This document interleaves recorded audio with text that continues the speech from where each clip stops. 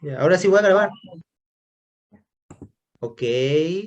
Bueno, ingeniero, buenos días, buenas tardes, buenas noches. No sé qué hora nos esté viendo, pero vamos a explicarle el diseño de implementación de los microprocesadores y los microcomputadores. Bueno, los integrantes son quien les habla, Luis Agustín Olivos Vilca, Natalia Jesús Ríos, Angie Suazo y Mercado Frank. Bueno, vamos a explicar los 5 capítulos del tema que usted nos indicó, que sería, por ejemplo, las 5 generaciones, también las hojas técnicas de los microprocesadores como el 8080, el 8085, el 8088, entre otros, descripción detallada de los periféricos como el periféricos de entrada, de salida, de impresión, entre otros, o almacenamiento. También el diseño de los microcomputadores 8085, 8086, los sistemas operativos y los emuladores.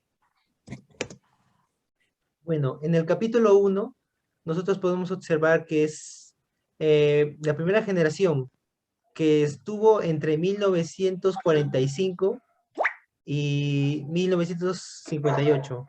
Bueno, esta característica tuvo porque aquí salió la bombilla, que era como un tubo vacío, que esta bombilla, como era uno de los primeros prototipos, duraba más que los antecesores, antes de la obsolescencia programada, alrededor de 30.000 horas.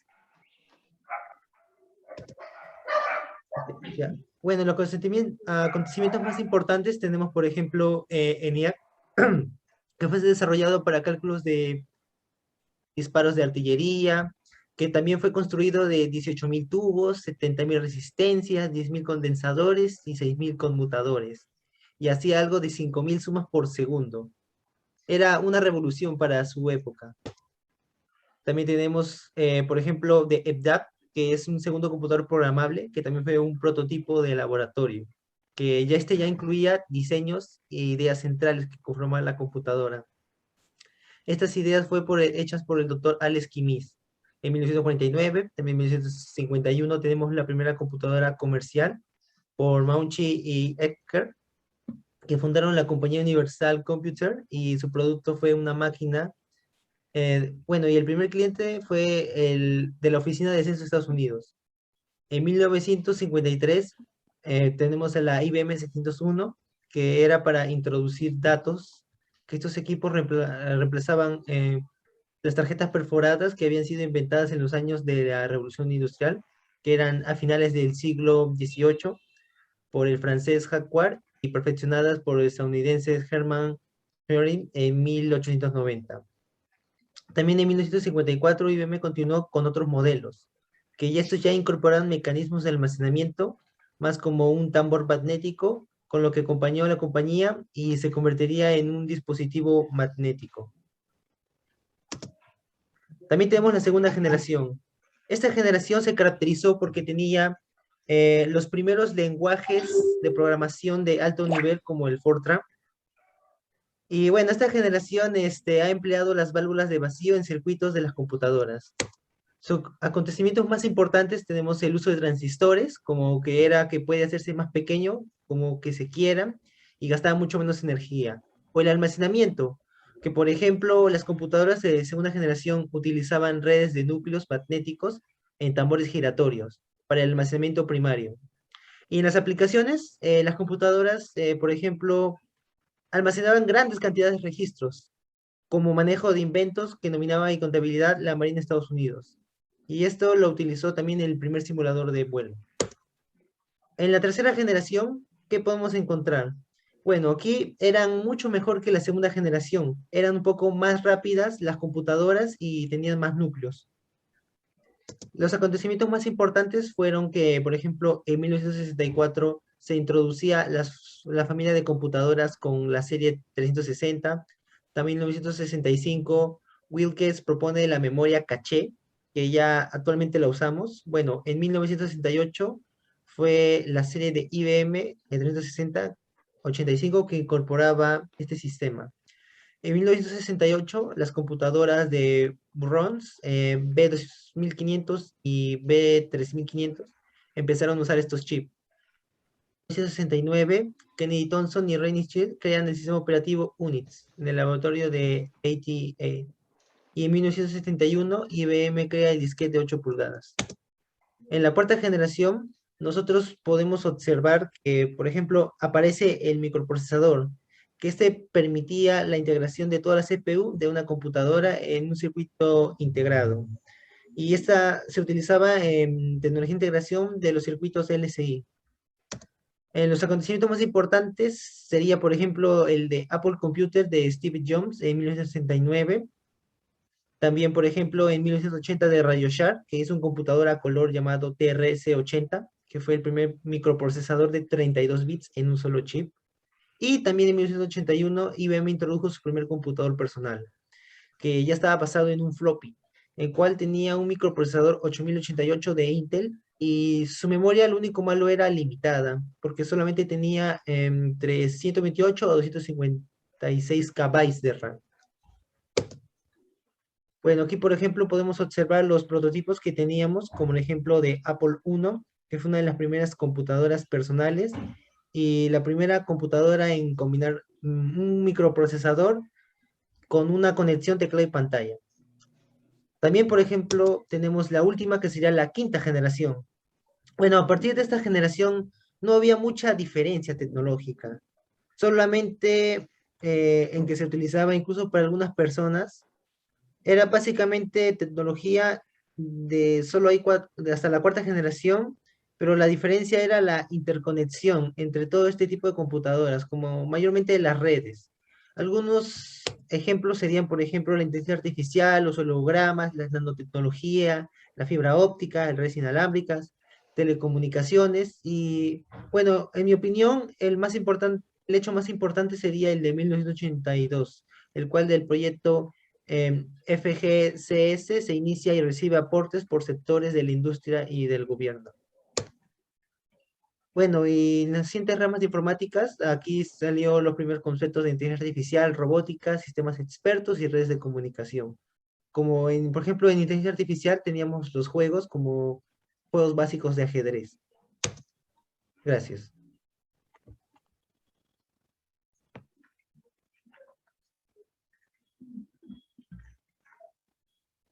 A continuación le paso con mi compañero que va a seguir hablando del tema.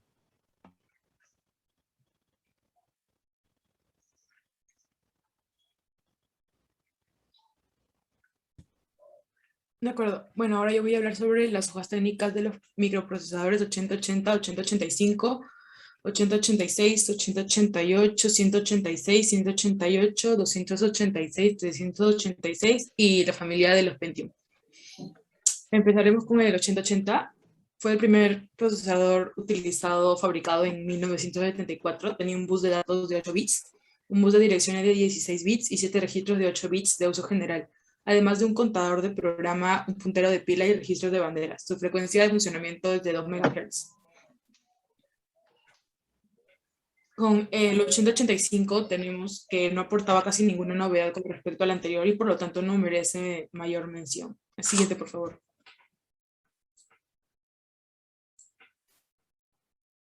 Ok.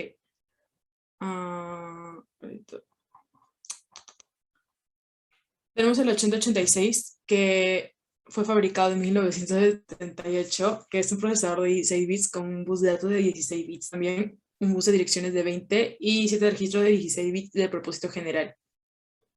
Funciona a 5 MHz y luego a 8. Debido a que el registro no tiene suficiente capacidad para contener la dirección de memoria, utiliza el modelo segmentado. Hay 4 registros adicionales que se denominan segmento de datos, segmento extra, segmento de código y segmento de pila respectivamente, para formar una dirección de 20 bits. Para formar la dirección, el procesador toma un registro de segmento, lo multiplica por 16 y agrega un desplazamiento de 16 bits para obtener la dirección final de 20 bits. Por este proceso se puede acelerar 4 zonas de memoria de 64 dentro del rango de 1 megabyte. De ellas, una está reservada para el código y la otra para la pila. Si se requiere acceder a más memoria, hay que cambiar los registros del segmento. En el caso del 8088 tenemos que apareció un año después del 8086, a excepción del bus de datos de 8 bits, era el mismo que el anterior. Era adecuarlo para los microprocesadores de 8 bits como el 8080. Por eso IBM lo eligió para construir su PC IBM. La velocidad también se mantiene en 5 y 8 MHz. Siguiente, por favor.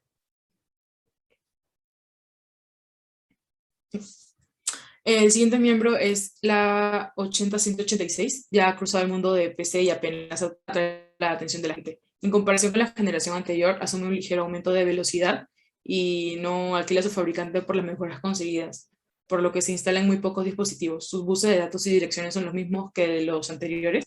Y también tenemos un 80188 que no se va a mencionar.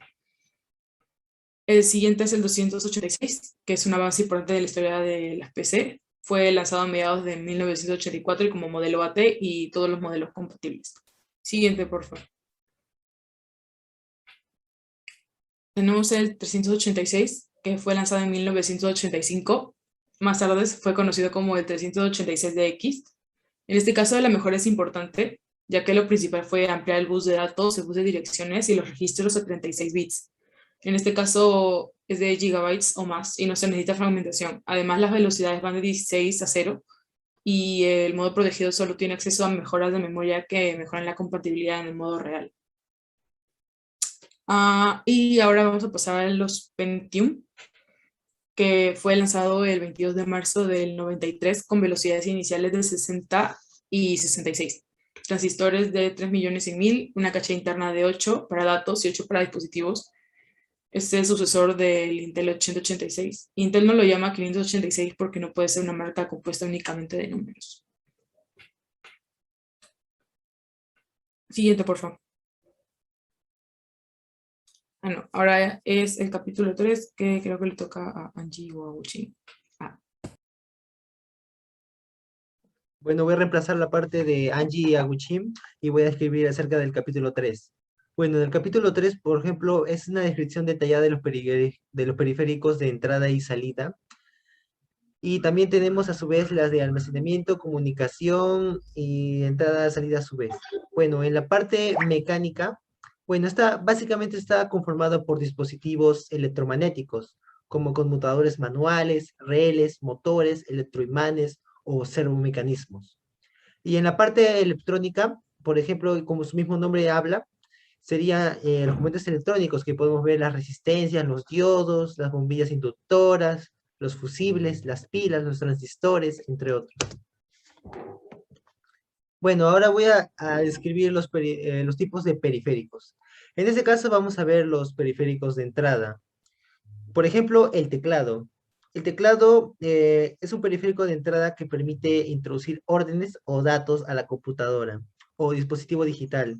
Y el teclado se conecta al computador por medio de un puerto serial o un cable USB que está compuesto por un grupo de teclas similares a las de la máquina de escribir, correspondiendo cada uno una tecla o varios caracteres, funciones u órdenes.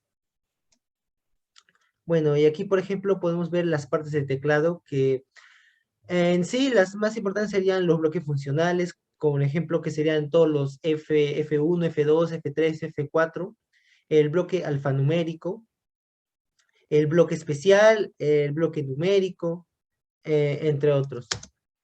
Y en la evolución de la historia, por ejemplo, en 1873 fue el primer estándar del teclado inglés, conocido como el QWERTY, que como pueden observar, parece una máquina de escribir, pero no lo es. Bueno, y el teclado es español.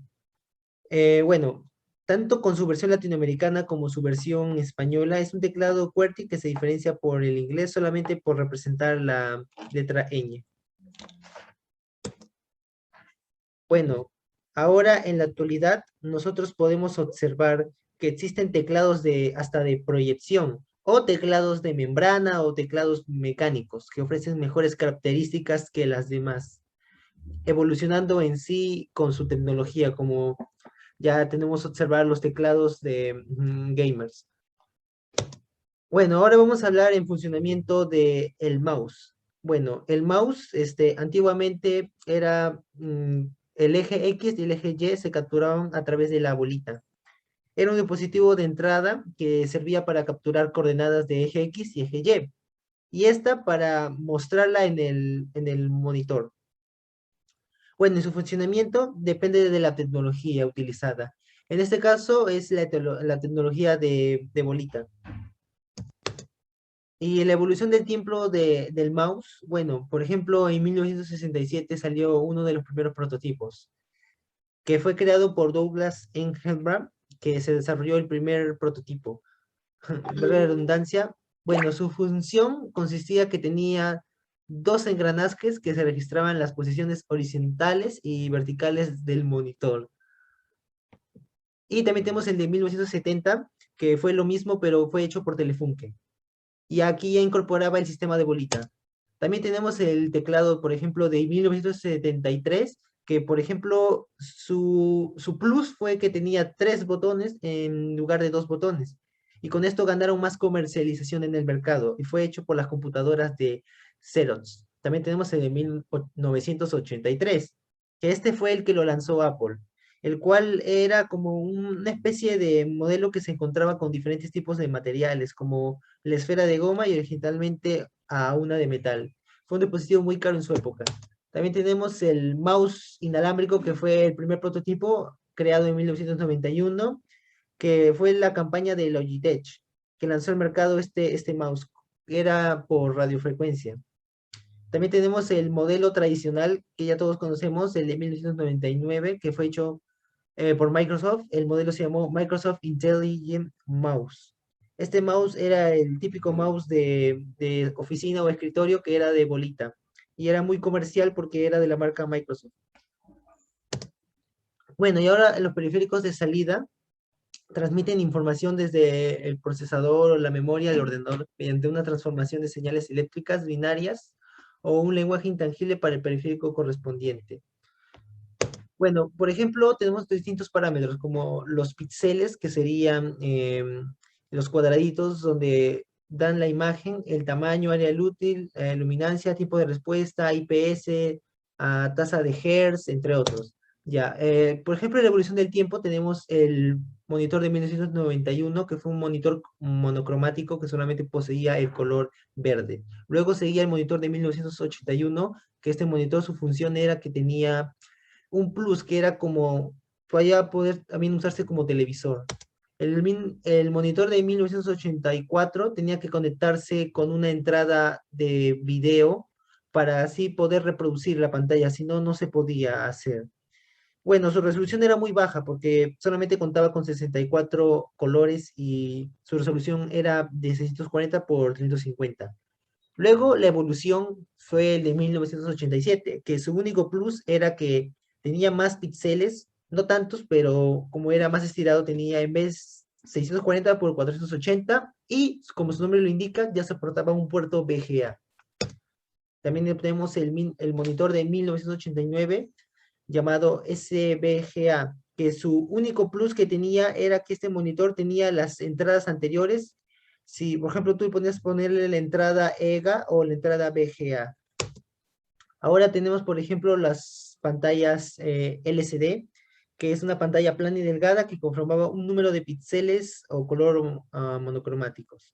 También tenemos la pantalla LED. Bueno, la pantalla LED es que emite diodos. Bueno, contiene materiales como el arsenio de galio y el único plus es que consume menos energía y pueden poseer una resolución máxima de 1920 por 1080. Gracias. A continuación paso con mi compañera.